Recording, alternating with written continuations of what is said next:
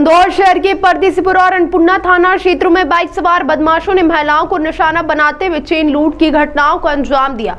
परदेसीपुरा में एक बुजुर्ग महिला के घर में घुसकर आरोपी ने उसकी सोने की चेन झपट ली, जबकि अन्नपूर्णा में टहल रही महिला से बाइक पर सवार बदमाश ने चेन झपटा और फरार हो गया।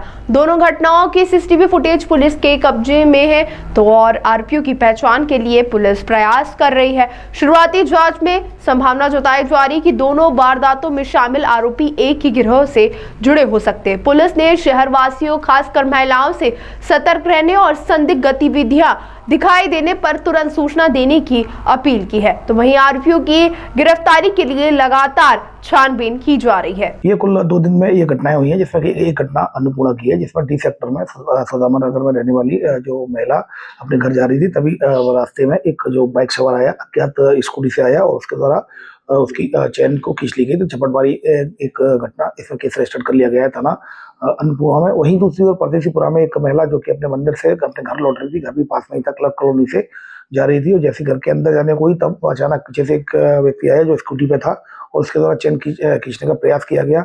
चैन का चूंकि महिला ने हाथ लगा दिया तो चैन का कुछ हिस्सा, बहुत छोटा सा हिस्सा, लगभग अगर 25% मान ले, कुछ हिस्सा उसके हाथ में चला गया था, बाकी की चैन उसके पास रहेगी। तो इसमें भी झपटमारी का केस रजिस्टर किया कर इन्वेस्टिगेशन में ले लिया गया। दोनों ही केसेज में सीसीटीवी फुटेज प्राप्त हो गए हैं और सीसीटीवी फुटेज के आधार पर लगातार इसमें टीमें लगी हुई। बहुत जल्दी ही इस घटना को ट्रेस कर लिया जाएगा। कुछ अहम सुराग मिले हैं, परदेसीपुरा पुलिस को जल्दी ही इसको ट्रेस कर लिया जाएगा।